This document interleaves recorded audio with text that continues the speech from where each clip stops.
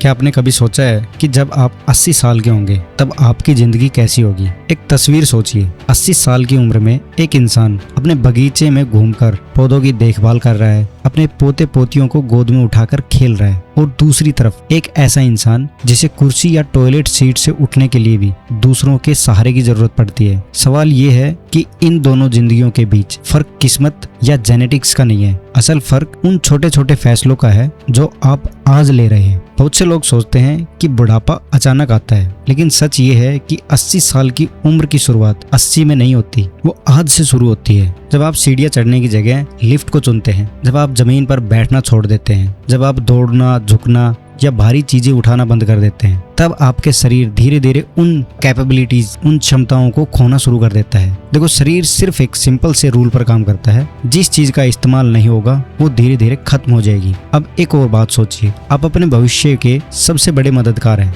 आज का आपका हर कदम आपके 80 साल वाले स्वरूप के लिए एक निवेश है। जब आप एक्सरसाइज करते हैं, जब आप स्क्वाट्स करते हैं या जब आप वजन उठाते हैं, तब आप अपने भविष्य को एक मजबूत शरीर और बेहतर जिंदगी दे रहे होते हैं। सबसे अच्छी बात यह है कि उम्र चाहे 60 की हो, 70 की हो या फिर 80, मानव शरीर आज भी मांसपेशियां बना सकता है, बस उसे नियमित रूप से इस्तेमाल करने की जरूरत है। और याद रखिए, फिटनेस का सबसे बड़ा पुरस्कार सिर्फ अच्छा दिखना नहीं, बल्कि अपनी आजादी और गरिमा को बनाए रखना है। आजादी का मतलब अपना काम खुद कर पाना, किसी पर निर्भर न होना, और गरिमा का मतलब एक ऐसा जीवन जीना जिसमें आपको संभालने की नहीं बल्कि सम्मान देने की जरूरत पड़े। तो सवाल ये है कि आज से क्या शुरू किया जाए? आपको कोई एथलीट बनने की जरूरत नहीं है, बस आप 5 सरल आदतें अपनाएं। पहला, रोज स्क्वाट्स करने की कोशिश करें। दूसरा, किसी मजबूत बार या स्पोर्ट्स के साथ कुछ देर या कुछ सेकंड के लिए लटकें ताकि कंधे और रीढ़ मजबूत रहे। तीसरा, जमीन पर बैठिए और बिना हाथ के सहारे उठने का अभ्यास कीजिए। चौथा,